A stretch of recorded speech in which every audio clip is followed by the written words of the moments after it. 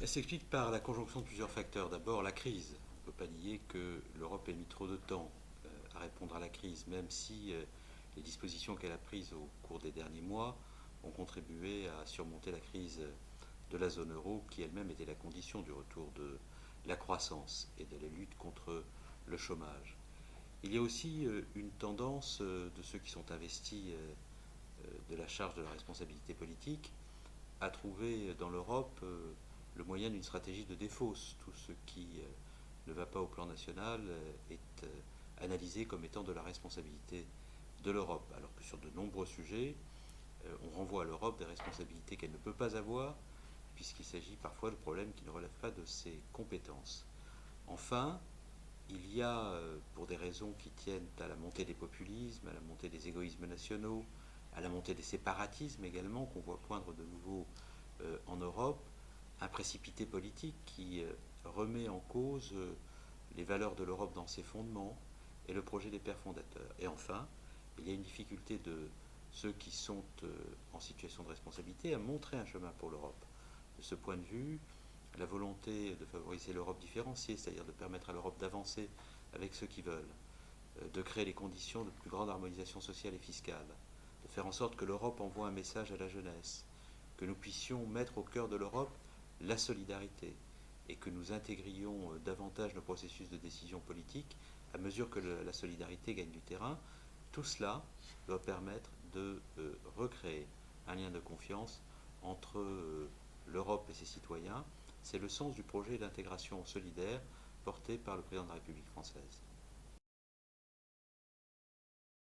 Il est indispensable, il est souhaitable. Il n'y aura pas de réconciliation des Européens avec le projet européen s'il n'y a pas, par-delà la convergence des politiques budgétaires, par-delà les initiatives que nous essayons de prendre pour la croissance, une véritable ambition sociale qui conduise à l'alignement par le haut des conditions sociales faites aux salariés européens. Il est bien de se préoccuper du sérieux budgétaire, de la convergence des politiques budgétaires, mais il est tout à fait légitime, tout autant légitime de se préoccuper de la convergence des politiques sociales, en essayant de faire en sorte que celles-ci s'alignent sur le meilleur standard.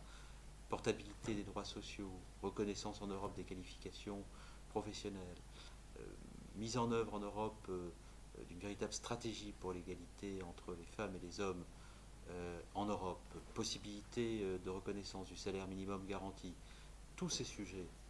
comme les initiatives pour le chômage des jeunes, constituent un véritable agenda social pour l'Europe, dont l'Europe a besoin si elle veut précisément réconcilier ses peuples avec son projet. Je pense que la manière dont l'Europe s'est comportée face à la crise malienne doit nous rendre optimistes quant à la possibilité de l'Europe de progresser sur le chemin d'une diplomatie et d'une stratégie de sécurité commune. Nous avons contribué ensemble à définir le cadre international, nous contribuons ensemble à former les militaires africains sur place parce qu'il appartient aux Africains d'assurer la sécurité sur leur propre territoire. Nous sommes déterminés, Européens, à contribuer ensemble à la feuille de route pour la démocratie et le développement. Cela doit nous rendre optimistes et ce que nous avons fait au Mali constitue un ensemble de décisions auxquelles nous devons pouvoir adosser une ambition pour l'avenir. C'est la raison pour laquelle j'espère que, autour des propositions de Catherine Ashton et de Claude-France Arnoult, nous parviendrons à développer des lignes et des perspectives fortes pour l'Europe de la défense au mois de décembre prochain.